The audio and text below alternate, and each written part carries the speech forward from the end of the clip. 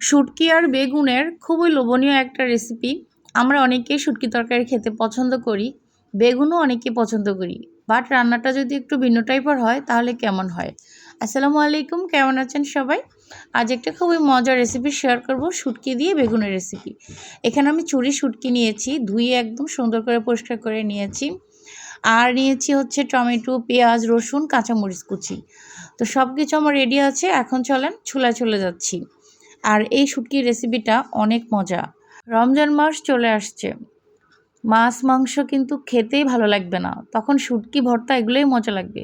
চলুন মজাদার রান্নাটা শেয়ার করে ফেলি। ফ্রাই প্যান বসিয়ে দিয়েছি, এখন এখানে পরিমাণ মতো তেল দিব। আর এ ধরনের রান্না কিন্তু খুব তাড়াতাড়ি হয়ে যায়। আমার তো রমজান মাস আসলে মাছ গোস্ত খেতে ইচ্ছে করে না, তখন আমি কোনো না কোনো শুটকি কিংবা ভর্তা তৈরি করি। এখানে আমি দিয়ে দিলাম পেঁয়াজ কুচি, 2টার মতো রসুন কুচি, লবণ। সুন্দর মতো করে কালারিং করে ভেজে নিব। আর এই বেগুনের আর শুটকির রেসিপিটা আপনারা অবশ্যই ট্রাই করবেন।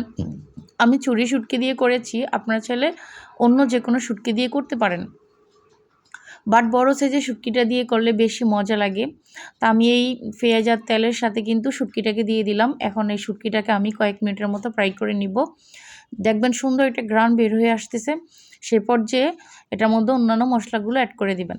তো আমার শুটকিটা ভাজা হয়ে গিয়েছে, এখন আমি এখানে একটার মতো টমেটো দিলাম, কিছুটা কাঁচামরিচ দিলাম, একটু পানি দিয়ে আমি শুটকিটাকে সিদ্ধ করে নিব। একটু দিয়ে দিলাম রসুন বাটা আর একটু আদা বাটা, জিরার গুঁড়ি, ধনিয়া গুঁড়িও দিয়ে দিলাম। সবগুলো মশলা কিন্তু অল্প পরিমাণে দিতে হবে, যেহেতু এটা শুটকি, বেশি মশলার প্রয়োজন নেই। আর একটু কালারের জন্য দিয়ে দিলাম হলুদের গুঁড়া। আমার সব মশলাপাতি দেওয়া শেষ, খুব সুন্দর মতো করে এটাকে একটু পানি দিয়ে কষায় নিতে হবে, যেন শুটকিটা আমাদের এখানে 90% সিদ্ধ হয়ে যায়। আর 10% আমরা বেগুন দিয়ে রান্না করে নিলে আমাদের রান্নাটা হয়ে যাবে।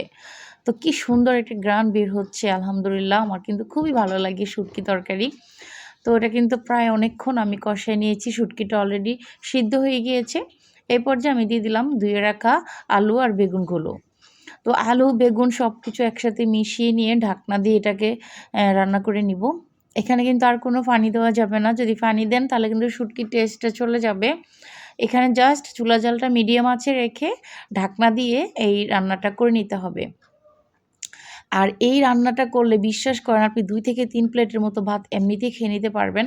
সবাই খুব বেশি মজা করে খাবে। যারা বেগুন পছন্দ করে না, শুটকি পছন্দ করে না, তাদেরকে এই রেসিপিটা করে খাবার টেবিলে দিবেন, সে আপনার প্রশংসা করতে বাধ্য হবে।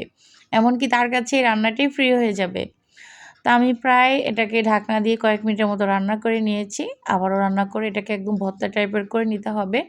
নিজে থেকেই হয়ে যাবে, শুধু একটু ঢাকনা দিয়ে চুলার জালটা মিডিয়াম আঁচে রেখে দিলে হবে। দেখবেন যে বেগুন থেকে বেশ কয়েকটা পানি বের হবে, এই যে আমি এখানে কোনো পানি ব্যবহার করিনি। তো ফাইনালি দেখেন আমার রান্নাটা হয়ে গিয়েছে, মাশাআল্লাহ। কি মজা একটা রেসিপি হয়ে গেল। রমজান মাসে সেহরিতে খাবার খেতে না পারলে এ ধরনের রান্নাগুলো করবেন, আশা করি পেট ভরে ভাত খেতে পারবেন। সারাদিন রোজাটা আপনার আরামদায়ক হবে।